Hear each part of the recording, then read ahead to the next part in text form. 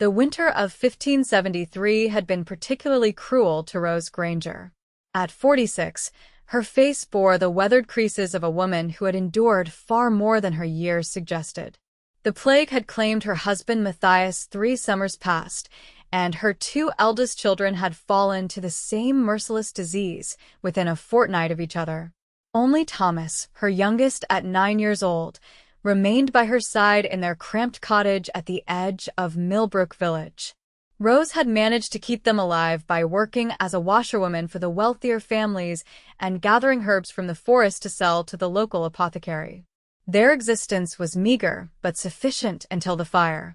The baker's oven had sparked a blaze that spread through half the village, including their humble dwelling. Now homeless and with winter tightening its grip, Rose and Thomas had taken shelter in the church stable, surviving on the parish's grudging charity. It was on the coldest morning of January when the unexpected visitor arrived. A weathered man with a scroll tucked beneath his arm approached Rose as she scrubbed linens in the freezing stream. "Are you Rose Granger, niece to Agnes Wilton of Oakenvale?" the man asked, his breath forming clouds in the frigid air. Rose's hands stilled in the icy water. "I am, though I have not heard that name spoken in many years." The man, who introduced himself as a scribe from the neighboring town, unrolled the parchment. "Your aunt has passed. Being her only living relative, she has bequeathed to you her cottage and the land surrounding it. It lies 3 leagues east of here, near the old forest path." Rose could scarcely believe what she was hearing. Her mother's sister, a woman she had met only twice in her childhood, had left her property. Hope kindled within her chest for the first time since the fire. Is it a good dwelling?" she asked, hardly daring to imagine a proper roof over Thomas's head again. The scribe's hesitation told her everything. "It is standing," he said diplomatically. The old woman was considered peculiar by the villagers of Oakenvale. Few visited her in her final years. Nevertheless, by nightfall, Rose had gathered their few possessions and told Thomas they would journey to their new home at first light. The boy's eyes had lit up with excitement, a rare sight that warmed Rose's heart despite the biting cold. The journey took most of the following day. Thomas trudged dutifully beside his mother, occasionally chasing after birds or collecting interesting stones along the path. When they finally crested the last hill and caught sight of their inheritance, Rose's heart sank. The cottage stood in a small clearing, surrounded by overgrown weeds and brambles. Its thatched roof sagged precariously on one side, and several of the wooden shutters hung askew. Behind it stretched a small plot of untended land, and beyond that, the dark line of the forest loomed. A crumbling stone well stood near the edge of the property, its wooden roof rotted away. "Is this our new home, Mother?" Thomas asked, his earlier enthusiasm dimming visibly. Rose squeezed his shoulder. "It is, and we shall make it a fine one." The interior of the cottage proved little better than its exterior. A thick layer of dust covered every surface, and mice had clearly made themselves comfortable among the sparse furnishings. A crude wooden table, 2 stools, a bed frame without a mattress, and a sagging shelf holding various clay pots comprised the main room. A small hearth contained nothing but cold ashes.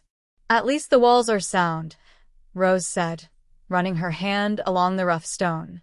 "And look, Thomas, there is even a small room for you." She gestured to a curtained alcove. The boy nodded bravely, though Rose could see his disappointment. She set about immediately, sweeping the floors with a bundle of twigs she fashioned into a makeshift broom. Thomas dutifully helped, though his attention seemed drawn repeatedly to the window that faced the old well. That night, they huddled together on a bed of straw Rose had gathered, covering themselves with their thin blanket from Millbrook. As Thomas drifted off to sleep, Rose stared at the ceiling, wondering if she had made a terrible mistake. The cottage, while shelter, would require extensive work to become truly habitable. And what of food? The overgrown plot would yield nothing until spring, at the earliest. A soft whining woke them before dawn. Thomas sat up immediately. "There is a dog, Mother," he whispered excitedly. Rose followed him to the door, where they found a thin, shaggy dog with one ear torn and ribs clearly visible beneath its matted fur. Despite its pitiful state, it wagged its tail hopefully at the sight of them. "It must have belonged to your aunt," Rose said, hesitant to take on another mouth to feed. "May we keep him, Mother? Please," Thomas begged, already kneeling to stroke the creature's head. Rose sighed. "We shall see if he stays. But we cannot feed him much." Thomas named the dog Patch for the white marking over his left eye. The animal proved immediately devoted to the boy, following him everywhere as Thomas explored their new surroundings. Rose, meanwhile, tackled the interior of the cottage, finding to her surprise that beneath the dust and neglect, the structure was relatively sound. In a small trunk beneath her aunt's bed, Rose discovered some clothing, a few tarnished utensils, and most valuable of all, a pouch containing 12 silver pennies, more money than she had seen at once in years. There was also a peculiar leather-bound journal filled with her aunt's cramped handwriting, much of it indecipherable or seemingly nonsensical. The voices from the depths speak of silver and gold. One entry read, "They whisper secrets of the Lord's treachery. When the moon aligns with the elder oak, the waters reveal all." Rose shook her head at such ramblings. Her aunt had clearly been touched in her later years, as the villagers had suggested. By the third day, they had established a routine. Rose would work on making the cottage habitable in the mornings while Thomas gathered firewood and tended to Patch. In the afternoons, she would walk to Oakenvale village to sell bundles of kindling Thomas had collected, bringing back small amounts of food. It was during one such afternoon, when Rose was away at the village, that Thomas made his first discovery. He had been throwing sticks for Patch to chase when the dog suddenly veered toward the old well, barking excitedly. Thomas followed, watching as Patch pawed at the crumbling stones around its base. "What is it, boy? Did you find a rat?" Thomas asked, kneeling beside the well. But Patch continued to scratch and whine at a particular stone near the bottom of the well's exterior. Thomas, curious, pressed against it and felt it shift slightly. With childish determination, he worked his fingers around the edges and pulled. The stone came free, revealing a small hollow behind it. Inside lay a tarnished metal box no bigger than his two hands together. Thomas extracted it carefully, his heart racing with excitement. The lid was sealed with wax, which he broke with trembling fingers. Inside, he found a folded piece of parchment and a small, tarnished key. The parchment contained a crude map, showing what appeared to be the cottage, the well, and a series of dotted lines leading into the forest to a spot marked with an X. Thomas stared at it, eyes wide with wonder. A treasure map, just like in the stories the old soldier in Millbrook used to tell. He was about to race into the forest when he remembered his mother's stern warning never to enter the woods alone. Reluctantly, he returned the parchment and key to the box and hid it beneath his straw bedding, determined to show his mother when she returned. But when Rose came home, exhausted from her journey and distressed at having traded their precious firewood for so little food, Thomas hesitated. She looked so tired, so worried. Instead, he helped her prepare their meager supper and said nothing of his discovery. That night, as his mother slept, Thomas whispered to Patch about the map and the key. "Tomorrow," he promised, "we will look at it again and show Mother." The next morning, however, brought an unexpected visitor. Thomas was feeding Patch scraps from their breakfast when a man on horseback appeared at the edge of their clearing. Dressed in fine clothes and with a sword at his hip, he surveyed the property with obvious interest. Rose emerged from the cottage, wiping her hands on her apron, her expression wary. "Good day, sir. What brings you to our humble home?" The man dismounted with practiced grace. "I am Conrad Whitley, steward to Lord Edmund of Oakenvale Manor," he announced, his gaze sweeping over the dilapidated cottage with thinly veiled disdain. I have come to discuss this property. Rose straightened, instinctively moving closer to Thomas. This cottage belongs to me now, by right of inheritance from my aunt, Agnes Wilton. Conrad Whitley smiled, though the expression did not reach his eyes. Indeed, and a most unfortunate situation it is. You see, Lord Edmund had an arrangement with your aunt. This land was to revert to the manor upon her death. I have the inheritance document, Rose said, her voice steady despite her racing heart. There is no mention of any arrangement with Lord Edmund. The steward's smile tightened. Documentation can be misplaced or misinterpreted. Lord Edmund is prepared to offer you 10 silver pennies for this property, a most generous sum considering its condition. 10 pennies was indeed a considerable amount, nearly as much as Rose had found in her aunt's trunk. Yet something in the man's manner, the too eager gleam in his eye, gave her pause. I thank you for the offer, Rose said carefully, but I must decline. This is our home now. Conrad Whitley's pleasant demeanor slipped momentarily, revealing a flash of anger. I urge you to reconsider, woman. Lord Edmund is not accustomed to being refused. Nevertheless, I must. Good day to you, sir. Rose remained standing tall, though inside she trembled. The steward mounted his horse with a fluid motion. I shall return, good wife Granger. Lord Edmund is most insistent about this particular piece of land. With that thinly veiled threat, he rode away. As soon as he was out of sight, Rose turned to Thomas. What do you make of that, my son? Thomas, who had remained silent during the exchange, looked up at his mother with serious eyes. He wants our land very badly. But why? It is not good for farming. Rose nodded thoughtfully. Indeed. And Lord Edmund owns vast tracts of much finer land. She glanced around at the overgrown plot and dilapidated cottage. There is something here he desires, though what it could be, I cannot imagine. That evening, as they ate their simple supper, Thomas finally worked up the courage to tell his mother about his discovery. He retrieved the metal box from its hiding place and placed it on the table between them. Patch found it, mother. Behind a loose stone in the well. Rose opened the box with careful hands, studying the crude map and the small key. What do you make of this, Thomas? She asked, her voice hushed. It is a treasure map, he declared confidently. See? It shows the cottage and the well and leads to something in the forest. Rose traced the dotted line with her finger, her brow furrowed in concentration. Perhaps, but why would anyone hide treasure near our cottage? And what does this key open? Thomas shrugged, his excitement undimmed. We should follow the map and find out. Rose hesitated. The forest could be dangerous, especially for a young boy and a woman alone. Yet the steward's visit troubled her deeply. If Lord Edmund wanted their land badly enough to send his steward so quickly after they had taken possession, perhaps there was indeed something of value hidden somewhere on the property. Tomorrow, she promised. If the weather holds, we shall investigate tomorrow. That night, Rose could not sleep.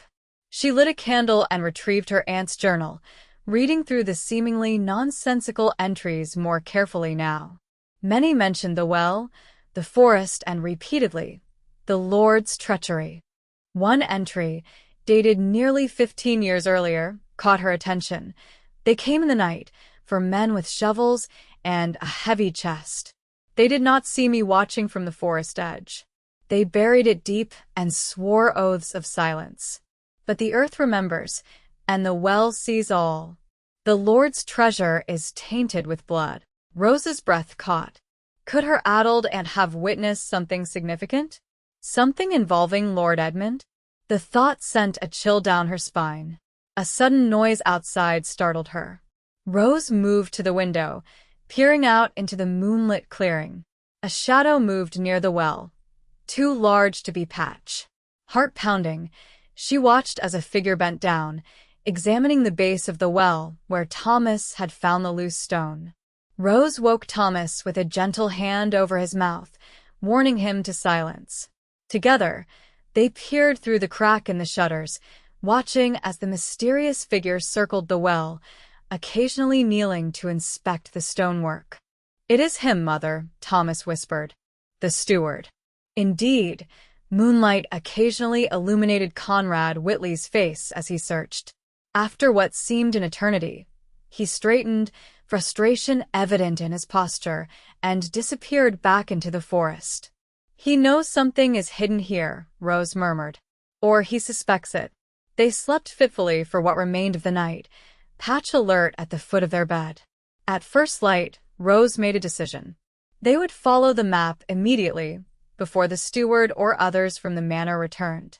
After a hurried breakfast, they set out, Thomas clutching the map excitedly, while Patch bounded ahead. The dotted line led them approximately half a league into the forest, to a clearing dominated by an ancient oak tree. "This must be the elder oak and Agnes mentioned in her journal," Rose said, studying the massive trunk with its sprawling branches. Thomas consulted the map. "The X is right here." He pointed to a spot near the tree's largest root. They searched the area carefully, but found nothing unusual. No chest, no lock for their mysterious key, not even disturbed earth that might indicate something buried. Thomas's excitement began to wane. "Perhaps the treasure was already found," he suggested dejectedly. Rose was about to agree when Patch began digging furiously near the base of the oak, dirt flying between his paws. Thomas rushed over, dropping to his knees to help the dog. Rose joined them, using a stick to loosen the soil. Their efforts soon revealed a flat stone with a small, rusty metal ring embedded in it. Thomas grabbed the ring and pulled, but the stone would not budge. "Let me try," Rose said, adding her strength to his. Slowly, with a grinding sound, the stone lifted, revealing a narrow shaft descending into darkness. "A hiding place," Thomas exclaimed. Rose peered down cautiously. "It appears to be some sort of small cellar or storage space." She glanced around nervously, half expecting to see the steward watching from the trees. "Thomas, stay here with Patch. I will climb down and see what lies below." "But Mother, no arguments," she said firmly. "If anyone comes, you are to run straight back to the cottage, understand?" Thomas nodded reluctantly. Rose lowered herself into the opening, finding crude handholds cut into the earthen walls. The shaft descended about 10 feet before opening into a small chamber no larger than their cottage hearth. In the dim light filtering from above, Rose could make out a small wooden chest in the center of the space. Her heart raced as she approached it, noting the sturdy lock that seemed to match the size of their key. With trembling fingers, she inserted the key. It turned with a satisfying click, and the lid creaked open. Inside lay several leather pouches, documents tied with ribbon, and something wrapped in faded velvet. Rose opened one of the pouches, gasping as gold coins spilled into her palm. More wealth than she had ever seen. "Mother, what do you see?" Thomas called from above. "A chest," she replied, her voice unsteady. With valuable contents." She quickly retied the pouch and reached for the documents, squinting to read them in the poor light. They appeared to be deeds and letters, many bearing the seal of Lord Edmund. One document in particular caught her attention, a marriage certificate between Lord Edmund and a woman named Catherine, dated 15 years earlier. Rose frowned, knowing that the current lady of Oakenvale Manor had been married to Lord Edmund for at least 20 years. Lastly, she unwrapped the velvet bundle to find a delicate gold necklace set with emeralds. A noble's jewelry, without question. The sound of barking above startled her. "Mother, someone is coming," Thomas called urgently. Rose hastily replaced everything in the chest except for one document and one small pouch of coins, which she tucked into her bodice. She closed and locked the chest, then scrambled up the shaft as quickly as she could. Emerging into daylight, she saw Thomas backing away from the approaching figure of Conrad Whitley, who had apparently tracked them through the forest. Patch stood protectively in front of the boy, hackles raised. Well, well, the steward said, his voice silky with triumph. What have we here? A family outing to gather mushrooms, perhaps? His gaze fell to the open shaft behind Rose. Or something more valuable? Rose positioned herself between Thomas and the steward. This is my land now by inheritance. Whatever lies beneath it belongs to me as well. Conrad laughed, a cold sound devoid of humor. Foolish woman, do you truly believe you can keep what you have found? Lord Edmund has been searching for this location for years. Why? Rose demanded. What is so important about a small chest? The steward's expression darkened. That is not your concern. The contents belong to Lord Edmund, and you will hand them over immediately. I think not, Rose replied, her courage bolstered by desperation. I have seen the marriage certificate hidden within. Lord Edmund was married to Catherine while already wed to his current wife. That is bigamy, a serious crime. Conrad's face paled slightly. You know nothing of what you speak. I know enough. I know that Lord Edmund has much to lose should these documents become public. And I suspect the gold and jewels in that chest rightfully belong to this Catherine, not to him. Thomas moved closer to his mother, eyes wide as he followed the tense exchange. You are meddling in affairs beyond your understanding, Conrad warned, his hand moving to the hilt of his sword. Catherine is dead, and Lord Edmund merely seeks to protect his reputation. Dead by whose hand? Rose asked quietly. The steward's expression confirmed her suspicion. Step aside, he commanded. I will retrieve the chest, and you will forget this entire matter. Lord Edmund may even be generous enough to still offer payment for your worthless cottage. No, Rose said simply, standing her ground. With a snarl of frustration, Conrad drew his sword. Thomas gasped, and Patch growled louder. Just as the steward took a step forward, a new voice rang through the clearing. Hold! All eyes turned to see a group of men emerging from the trees. At their head was an older man wearing the garb of a royal magistrate, accompanied by several armed guards. What is the meaning of this? The magistrate demanded, his stern gaze moving from the drawn sword to Rose and Thomas. Conrad quickly sheathed his weapon. Magistrate Chapman, this is a simple matter of trespassing. These peasants are on Lord Edmund's land. That is not true, Rose interjected. This is my property, inherited from my aunt, Agnes Wilton. I have documentation to prove it. The magistrate raised an eyebrow. I am here on official business from the King's Court to investigate certain allegations against Lord Edmund of Oakenvale. Perhaps you might assist me, good wife. Hope surged within Rose. She retrieved the document from her bodice and handed it to the magistrate. There is a hidden chamber beneath this tree containing a chest. Inside are documents proving Lord Edmund committed bigamy, as well as gold and jewels that I believe belong to his secret wife, Catherine. The magistrate examined the marriage certificate, his expression grave. This aligns with the information we received from a sealed letter sent to the King's Court some months ago, signed by one Agnes Wilton. He looked up at Rose. Your aunt, I presume? Rose nodded, stunned. Her aunt, supposedly addled and confused, had taken action before her death. The journal entries suddenly made more sense. Lies and forgeries, Conrad protested weakly. We shall see, the magistrate replied coldly. He gestured to his men. Retrieve the chest, and place the steward under guard. We will return to Oakenvale Manor immediately to confront Lord Edmund with this evidence. 2 guards seized Conrad while others descended into the hidden chamber. Rose held Thomas close as they watched the chest being brought to the surface. You and your son must accompany us, the magistrate told Rose. Your testimony will be required. The next few days passed in a blur. Lord Edmund, confronted with the evidence, attempted to flee but was apprehended at the manor gates. The full story gradually emerged. 15 years earlier, he had secretly married Catherine, the daughter of a wealthy merchant, solely to gain access to her substantial dowry. When she discovered his existing marriage and threatened to expose him, he had murdered her and hidden her possessions, the dowry he had already spent, but her personal jewels and documents he had concealed. Agnes Wilton, Rose's reclusive aunt, had witnessed the burial of the chest from the forest edge, just as she had written in her journal. Over the years, she had pieced together the truth, but feared direct confrontation with the powerful lord.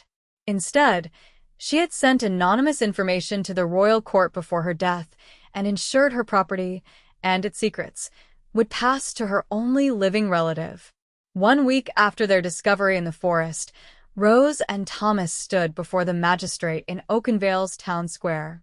In recognition of your assistance in bringing Lord Edmund to justice, the court awards you 1/3 of the recovered gold, the magistrate announced. The remainder will go to Catherine's surviving family. Additionally, your aunt's property is confirmed as your legal inheritance, free and clear of any claims. Whispers rippled through the gathered crowd. The peasant woman and her son, once objects of pity and curiosity, were now looking at a future of comfort and security. As they walked back to their cottage, no longer seeming quite so dilapidated, Thomas looked up at his mother. "What shall we do now, Mother?" Rose smiled, truly smiled, for the first time in years. "First, we shall repair our home properly. Then perhaps we might open a small shop in the village." Would you like that? Thomas nodded enthusiastically, racing ahead with Patch bounding at his heels. By the following spring, the transformation was remarkable. The cottage stood proudly with a new thatched roof and sturdy shutters. The overgrown land had been cleared and planted with vegetables and herbs. Rose had established a successful business selling medicinal remedies in Oakenvale village, her knowledge of plants proving valuable. Most significantly, the old well had been properly restored. No longer forgotten and crumbling, it now stood as a monument to the unlikely chain of events that had changed their lives forever. Rose had commissioned a simple carving on one of its stones. Agnes Wilton. She saw truth in depths. The villages of the region spoke often of the remarkable story, how a peasant woman's worthless inheritance had revealed a lord's deadly secret and brought justice after 15 years. Some claimed the well was magical. Others insisted Agnes had been a witch. Rose simply smiled at such tales, knowing the truth was both simpler and more complex.